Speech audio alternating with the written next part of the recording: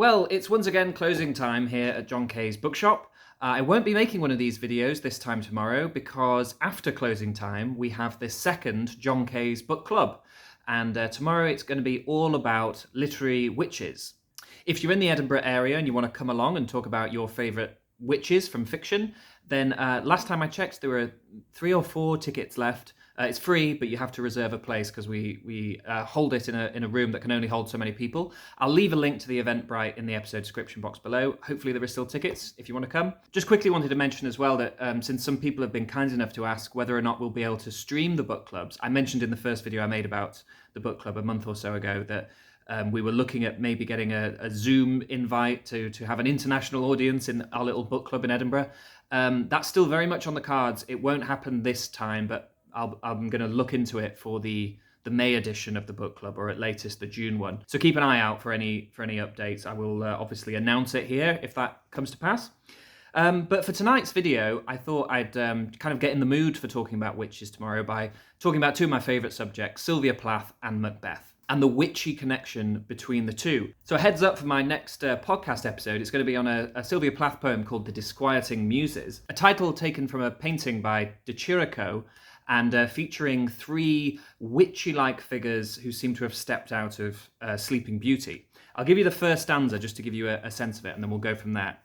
Mother, mother, what ill-bred aunt, or what disfigured and unsightly cousin did you so unwisely keep unasked to my christening, that she sent these ladies in her stead, with heads like darning eggs to nod and nod and nod at foot and head, and at the left side of my crib. Plath said of De Chirico's painting that it depicted a 20th century version of sinister trios of women like the Greek Fates, De Quincey's Sisters of Madness, and the 3 witches from Macbeth. And although perhaps the Sleeping Beauty resonance is the primary one here, there are some connections to Macbeth that I think are quite striking. The poem features a hurricane during which the mother of the protagonist leads her 2 children in a chorus of Thor is angry, boom, boom, boom, singing about Thor, the god of thunder. So conditions of thunder, lightning and rain, just like those in which Macbeth's witches appear. The narrator describes these 3 muses as nodding around her bed and asks her mother rhetorically, I wonder if you saw them. Similarly, in Shakespeare's play, Macbeth seems to have special access to the witches.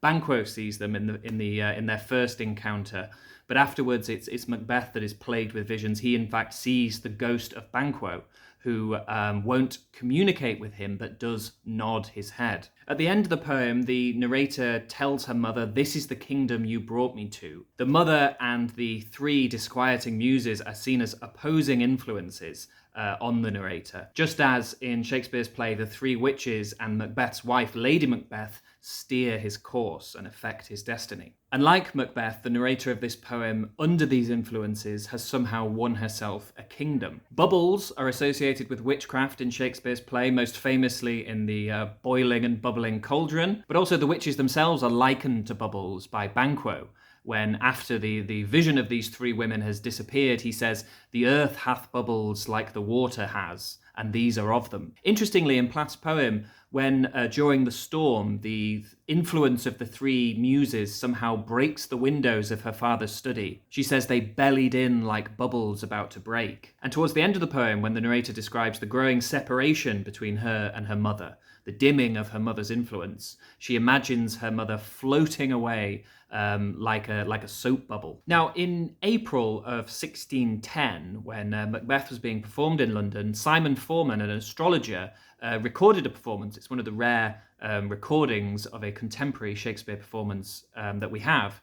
And in it, interestingly, he describes the appearance of the witches, as we call them, as not like witches at all. He describes Macbeth and Banquo coming across nymphs or fairies in a wood. And although the witches of Macbeth have become almost archetypal, or have contributed to the archetype of witches, dancing around a cauldron, throwing in ingredients and so on, it's not uncommon to see them presented as figures out of classical mythology, as the 3 Fates, for example, which Plath lists along with the witches in her collection of sinister trios of women. The 3 Fates, typically pictured as controlling the destinies of men, much like the witches control the destiny of Macbeth, one of whom would spin the thread of a person's life, the other would measure it out, and the final fate would cut it with her dreaded shears. In The Disquieting Muses, Plath describes the eyeless, head of the Muses as like a darning egg. Their stitched, bald head, almost like something you would stick a needle in. And also references the glowworm song, a glowworm which also spins its own thread. In her journals, Plath, during her time in Cambridge, talks about reading Macbeth and says, "I pick up poetic identities of characters who commit suicide, adultery, or get murdered, and I believe completely in them for a while." And she definitely seems to have believed in the psychic landscape of Macbeth for a while. In the same entry, she talks about being followed around by a rook that's cawing fraud at her, the word fraud, just as Macbeth sees a crow make wing to the rooky wood as his world is falling apart. His visual imagination is full of bad omens, like crows and rooks. Plath wrote Winter Landscape with Rooks around this time, and also Tale of a Tub, with its imagery of ablutions and wash bowls, bringing to mind the Macbeth's attempts to wash their hands of blood. Other poems do spring to mind as well in connection to Macbeth, other poems of Plath's. Perfection is terrible, it cannot have children, a line from the Munich Mannequins, bringing to mind Lady Macbeth, who, whether or not she has had children at all is obviously a major critical question of the play, but we know that the Macbeths don't have any children at the time of the play. And as they attempt to pull off the perfect crime, beat nature at its own game, jump the life to come, as Lady Macbeth calls on the spirits to unsex her here, to make her less than human in order to achieve power, this terrible perfection. It feels like that kind of unnatural exertion of control over life prohibits you from the natural creation of it. Before they meet with Macbeth, the witches chant around their cauldron and then say, "Peace, the charm's wound up." The necessary revolutions, whether it's the stirring of a cauldron or how many times they've chanted around it, are complete. The spell is cast. Now Macbeth may enter. Reminiscent perhaps of one of Plath's most popular poems, Morning Song, which begins, "Love set you going like a fat gold watch," like a watch that has been wound up, but the charm this time isn't sort of sinister magic, but love. Now, if you're familiar with the publication history of Ariel, you'll know that Plath initially intended Morning Song to be the first poem in the collection and Wintering to be the last poem in the collection. This isn't how it first appeared, thanks to editorial interference, which we won't go into, but she intended it that way in order to have the first word of her whole collection be love set you going like a fat gold watch, and the last word of the collection to be spring.